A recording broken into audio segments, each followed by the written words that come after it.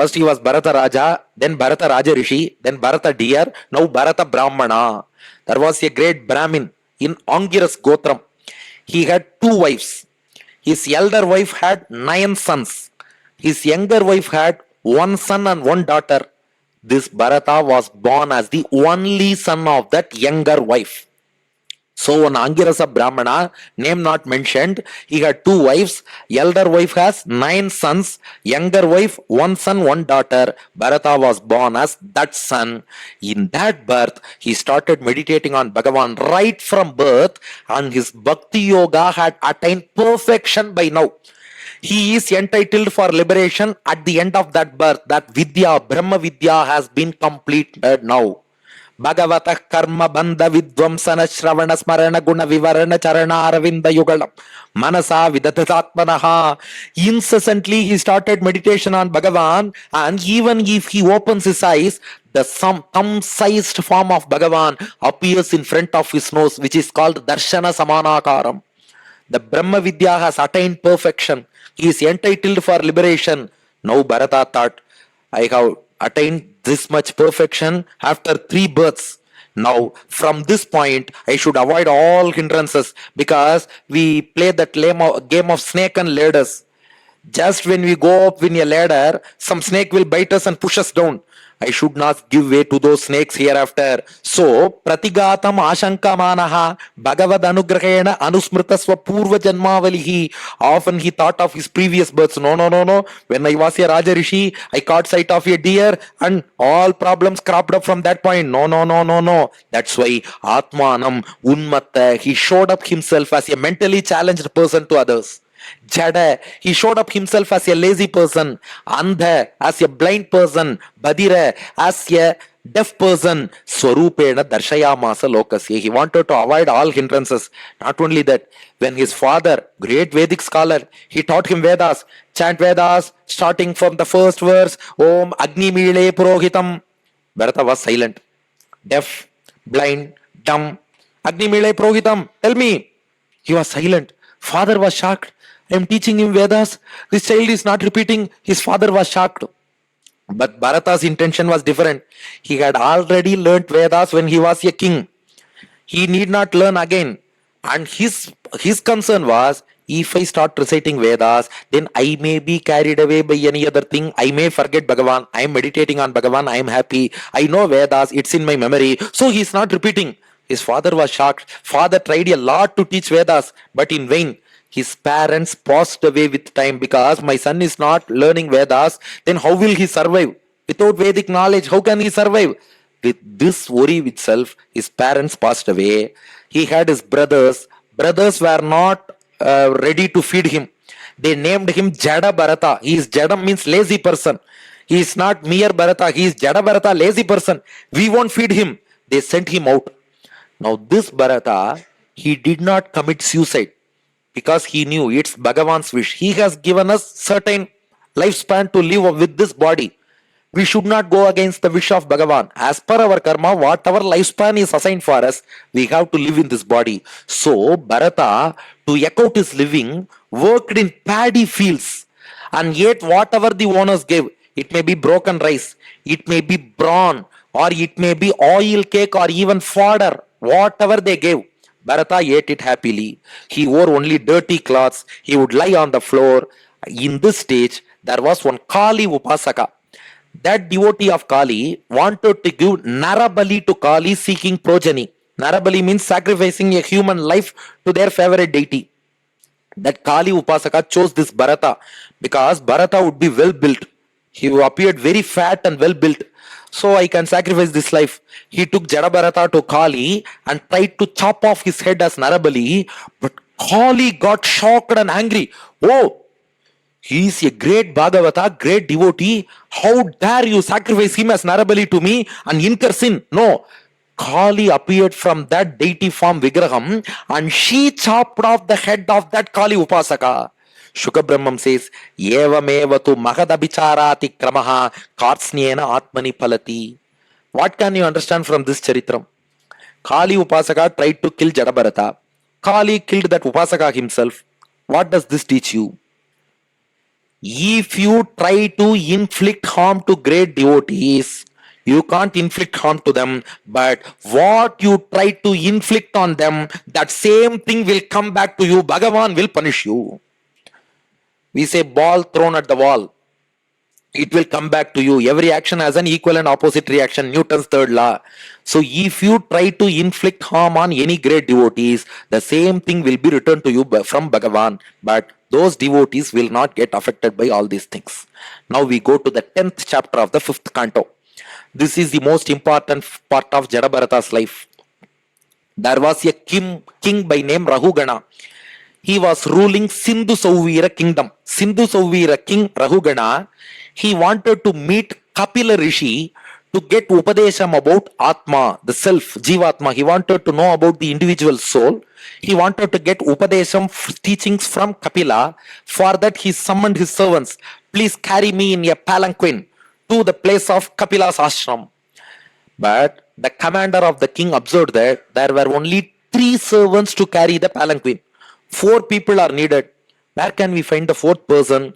When he came by the banks of river Ikshumati, our well-built Bharata was sitting there. He saw, oh, this Jadabharata appears well built. So that commander brought Jadabharata as the 4th person to carry the palanquin for the king. Bharata performed all coolie work to earn his living, because I have to survive till this lifespan. So Bharata came happily. Now 4 people, 3 ordinary people who are carrying the palanquin. The 4th one is a special person, Jadabharata. Those 4 were carrying the palanquin of the king, Sauvira Raja Raghugana, to Kapilashram. Yada hi dvijavarasya, the buck stops here, the problem starts here. Yada hi dvijavarasya ishumatra avalokana anugatehe na samahita purushagatihi tada vishamagatam swashibikam rahugana upadharya. Now, this Jadabharata, while carrying that palanquin, whenever he sees any small insect or an ant on the ground, he will jump. Oh, my Narayana is there within this creature. I should not trample on it. He will jump. The king will experience a jerk. Another ant goes, Bharata jumps, king jerk. Another insect goes, Bharata jumps, king experiences jerk. The king Rahugana got angry. He asked them, are you going to Kapila Ashramam, or are you traveling in the roads of Chennai or Mumbai? So much jerk, so much speed breaks. What is happening here? Raja got angry. All of them pointed out to the 4th person. We 3 are all carrying in the proper way. But that 4th person, recently joined person, new admission, he doesn't know how to carry palanquin. He is always jumping. Raja looked at him and asked him with a mocking fashion, by making fun of him. The king Rahugana asks Bharata, Aho Kashtam Brataha, hello brother.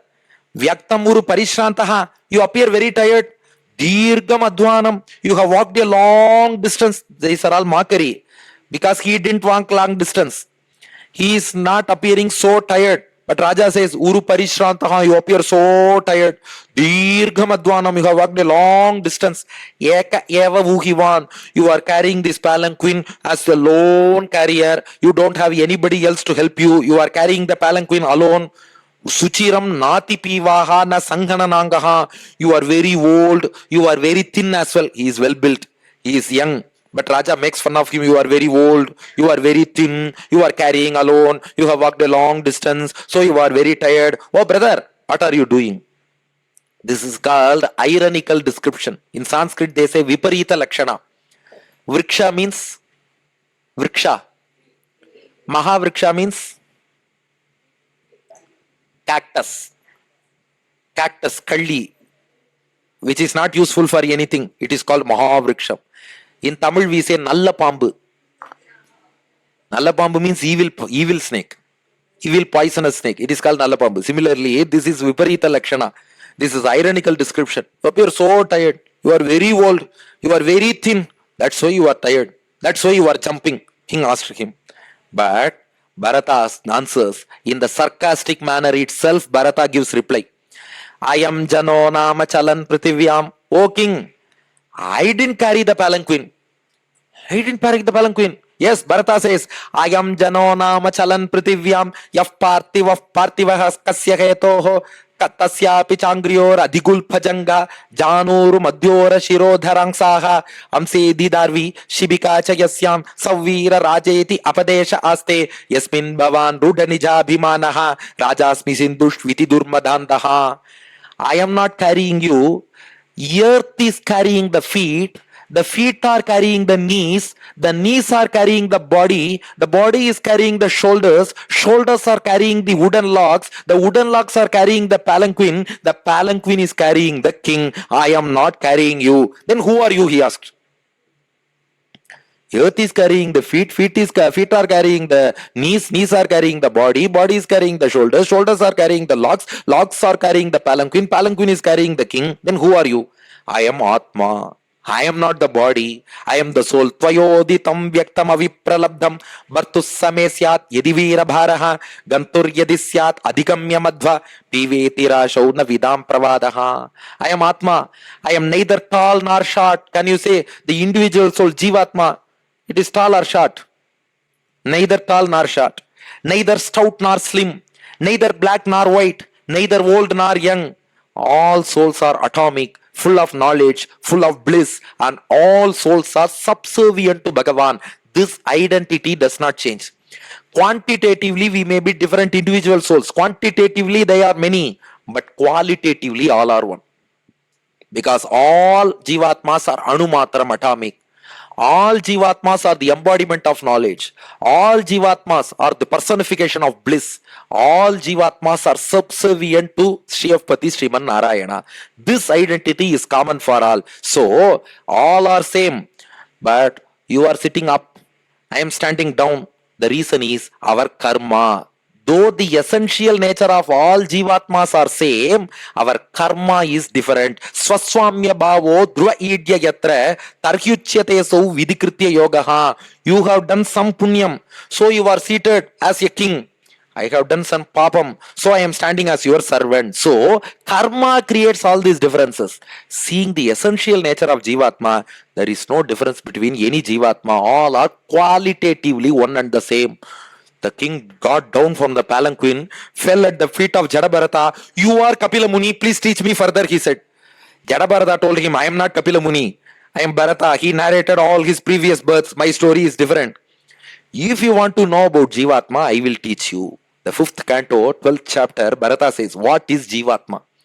Jnanam vishuddham paramarthamekam anantaram tvabahir brahma satyam pratyak prashantam bhagavat shabdasagyam yadvasudevam kavayo vadanti. Now Bharata says, Jivatma, Jnanam, Atma is made of knowledge itself. The door is made of wood. The wall is made of brick. The floor is made of tiles. Atma is made of knowledge. Vishuddham, by essential nature, Jivatma is pure. It is untainted. Paramartham, it should be known by everybody. Everybody has to know about that Jivatma. Ekam, qualitatively same. Though quantitatively many Jivatmas are there, qualitatively all are same. Anantaram tu abahihi. It has no exterior, no interior. Anantaram, no interior. Abahihi, no exterior. Why? It is minute. It is atomic. How can you classify interior and exterior for an atomic entity? So it has no exterior, no interior. Brahma Satyam, Brahma. It has Dharma Bhuta Jnanam, cognizing ability. That cognizing ability becomes all pervading at the liberated state. At the liberated state of Jivatma, it can cognize everything. That kind of Dharma Bhuta Jnanam, cognizing ability, this Atma possesses. Satyam, Jivatma is unchanging. Its knowledge may contract and expand, that is different. But the essential nature of Jivatma does not change. It is the embodiment of knowledge, bliss, atomic, subservient to Bhagavan. That nature does not change.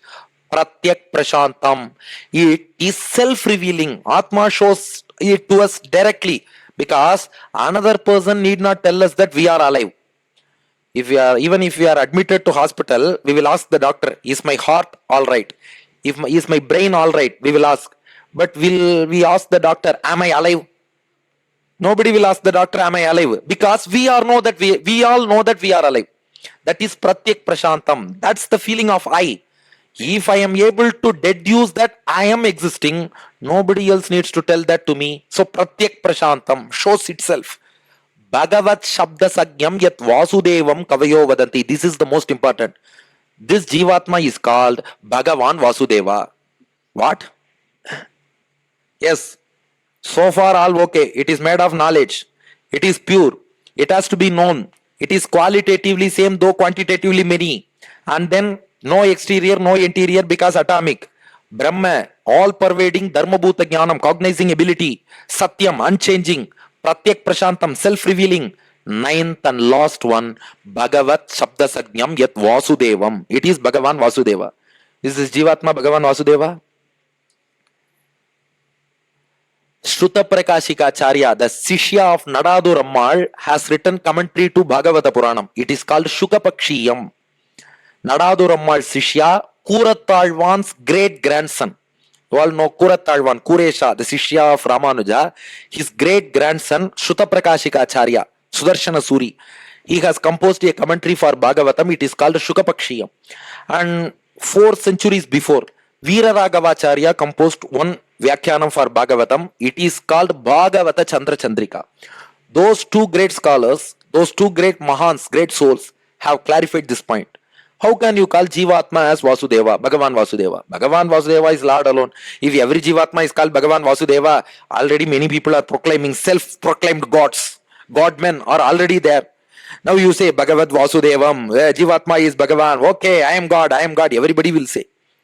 You should not understand it like that. Let me give you one example. I told my friend, I am feeling thirsty. Please give me a bottle of water. My friend bought a water bottle with water. I asked him, what have you brought? He told me, I have brought water for you. Now you tell me whether he brought water bottle or water. What did he bring? Water bottle or water? Water bottle or water? He says, I have brought water for you. But what does he carry in his hand? Water bottle. But that water bottle itself, he refers to as water and says, I have brought water for you. Take the example of a cup of tea.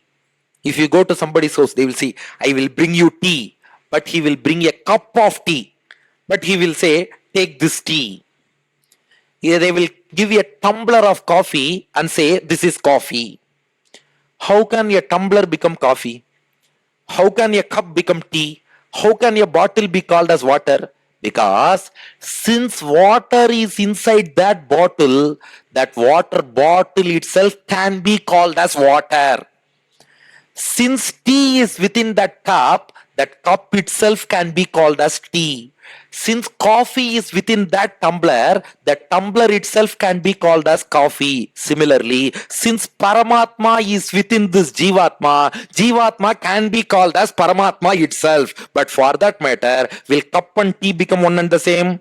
No. Will tumbler and coffee become one and the same? No. Will bottle and water become one and the same? No. Similarly, Jivatma and Paramatma cannot become one and the same. They are different. But since water is in the bottle can be called water. Since tea is in the cup can be called tea. Since coffee is in the tumbler can be called coffee. Since Paramatma is within Jivatma, this Jivatma is called Yat Bhagavat Shabda Sagyam Yat Vasudevam Kavayo Vadanti. So that doesn't mean that Surupa Aikyam, I and Bhagavan are one and the same. No. That's not possible at all. Actually, this Jivatma is also supported fully by Bhagavan. He is our essence inside. Because why our Acharyas quote this example is, if there is no water in the bottle, what will be the plight of that bottle? It will be in dustbin. If there is no Paramatma within this Jivatma, we will also be in dustbin only. Only because of that Paramatma water inside, this bottle Jivatma gets value. If in a shop somebody sells mere use and throw water bottle, without water who will buy? The water adds value to that bottle. Similarly, it's Paramatma who has given us life, who has given us shape. Everything is because of Paramatma. So, yet Bhagavat Shabda Sagyam, yet Vasudevam Kavayo Vadanti. Bharata finally concludes saying, Rahu Ganaitat Tapasanayati. Rahugana, this knowledge about Atma, being subservient to Bhagavan, cannot be attained by mere penance. Nachejaya, not by mere yagas. Nirvapanat grihatva, not by mere sannyasam. Nachandasa chaiva, not by mere reading of Vedas. Chaiva jalagni suryaihi, not by meditating in fire or water or under the sun. The only way to get this knowledge of being seshatvam, of being subservient to Bhagavan, the seshatva jnanam can be attained by Vina Mahatpada Rajobhishekam. You bath yourselves from the dust of the feet of devotees. Tondar Adipudi, Bhaktangri Renu. You take bath in the dust, sand of the feet of devotees. If you do so, you will get this Seshatva Jnanam of being subservient to Bhagavan. Now, Jadabharata completed his Upadesham. Rahugana got knowledge about this Atma. He meditated on the Lord, master of this Atma, Paramatma. Rahugana also attained liberation. Jadabharata, at the end of that birth, he also, by the prabhavam of his Brahma Vidya Bhakti Yogam, he also attained liberation. This drives home the fact that even if a devotee falters in between during his course of bhakti, suppose if he loses his path in the middle, don't worry, Bhagavan will not abandon or forsake that devotee. Bhagavan will correct him. He will redirect him back to the path of devotion.